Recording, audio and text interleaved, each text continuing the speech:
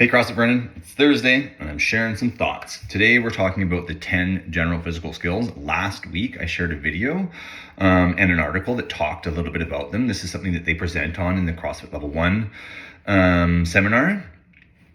So let's just kind of dive right into things. The 10 general physical skills are cardiorespiratory endurance, stamina, flexibility, strength, power, speed, balance, accuracy, coordination, and agility. What are each of these things? Let's start at the top. Cardiorespiratory endurance. So cardio meaning cardiovascular, respiratory meaning breathing, your lungs and the muscles associated with breathing, and endurance is kind of like how long we can do it for. So when we're talking about cardiovascular and respiratory endurance, it's the endurance of our heart and our breathing mechanism to intake and deliver oxygen. Most people will refer to these as central factors of bioenergetics. Next up, stamina. This, just for sake of making things a little bit more complete, we're going to talk about stamina as the peripheral. So we've got our central factors and our peripheral factors. This is the muscle, so the muscle fiber type, the mitochondria. If you guys are big on like internet meme culture, you know, the powerhouse of the cell, something that you thought you'd never have to know, but here we are, I'm talking about it. This is how well we utilize energy, how effectively and how efficiently we utilize energy. Flexibility, this is joint range of motion and tissue extensibility. So I have to have a joint that can actually move through range of motion, whether that be the bony anatomy of that joint or maybe like the passive tissue flexibility, as well as the active tissue, the muscles and the tendons. How well do they actually stretch and shorten to allow for flexibility to occur? Strength is the production of force, and it's specific to a task. I could be a very strong person but not be a strong squatter. I can be a very strong this and not strong that. You guys have probably seen this a lot, you know, like the functional strength. You go to a farm and you're like, hey, how did you pick that up? My God, that was so heavy, I can't even budge it, even though I spend all these hours in the gym. So that's strength. We're just always keeping in mind that strength, the production of force, is specific to a task. Power is work over time. So how much work, which is force times distance, so the amount of force that it takes to move an object a certain distance, and then how long it takes. We think of power as like the Olympic lifts are big power sports. The shot put is a big power sport because there's a high amount of force. We're moving things a reasonable distance and it happens in a very short period of time. Speed is the maximum speed that we can move with, and this is typically occurs with lighter movements. Think a baseball, a punch, a sprint, a javelin. If we're talking throws, you know, javelin compared to shot put is a much faster exercise. It depends a lot on acceleration. So how well can we accelerate things, because there's only a finite distance that we can move fast within. You know, like if I'm throwing a baseball from here to here, I have to have great acceleration because that's not a very far distance to be able to build up some speed. Balance. This is how well we manage our center of mass, you know, like roughly my belly button over my base of support. As soon as my belly button skips outside my base of support, I have the tendency to want to fall over. So when I'm doing simple basic exercises like standing on one leg, I need to learn how to control that center of mass over my now much narrower support. Or when I'm doing really complex exercises, imagine a gymnast on a balance beam. They still have to balance, but now they're doing really, really complicated movements. Accuracy. This is managing movement in a given direction or intensity. So accuracy, you know, we think like accuracy is throwing darts or shooting pucks and hitting the corners. Or those are the direction of those movements, but also the intensity. If I am, what would be a good example? I can't think of one off the top of my head, but let's say I'm playing guitar, right? Like I don't need to really slam down hard on those. Or if I'm using a framing hammer, if I'm building a house using a framing hammer, I need a high intensity to hit that nail in.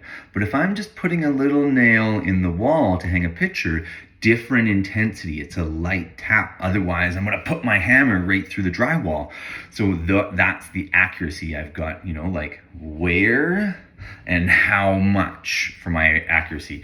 Coordination. This is combining multiple movement patterns into like two or more into a new combination of movements. So the snatch is something that requires great coordination. It's a deadlift and a jump and a drop and a press and then a squat. It's all of these individual movement patterns that come together to become the snatch. And then agility is the ability to transition between movements. So the most basic form of agility is a change of direction. I'm going to go this way and then I'm going to go that way. In the snatch, it's moving up and then down. How well can I make that transition from jumping to pulling myself underneath the barbell? That's what agility is. We think of it oftentimes in change of direction. Like field sport athletes have fantastic agility because they can change between going one way to the other way very well.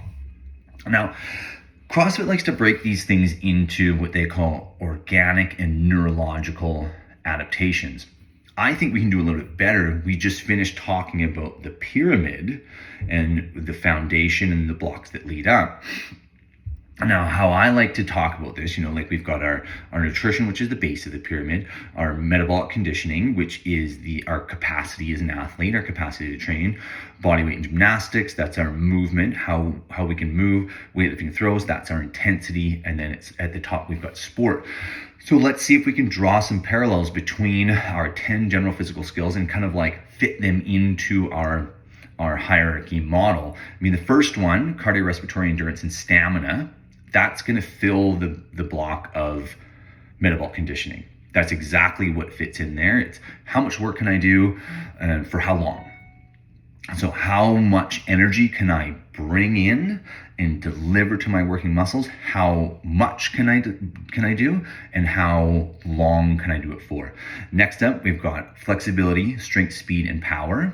That's going to be fitting into our body weight and gymnastics as well as our weightlifting and throws. So flexibility and strength at the lower level, it's the ability to do some body weight and gymnastics movements, right? Like I don't need a ton of strength to do a body weight squat. I don't need a ton of flexibility to do it, but I do need it. I need some to do it. And then as we start getting, talking about speed and power, that's our weightlifting and throws. And as our base grows broader, then we start incorporating more elements into it. And then balance, accuracy, coordination, and agility, those are our sport skills.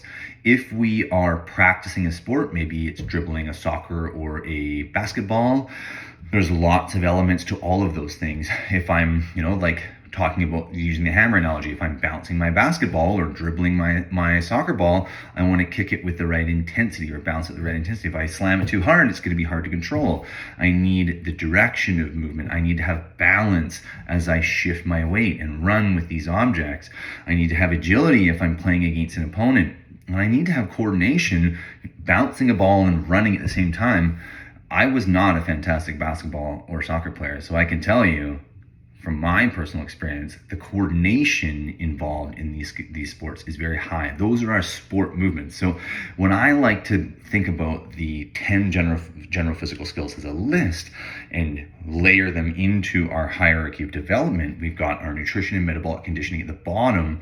That's our cardiorespiratory endurance and stamina.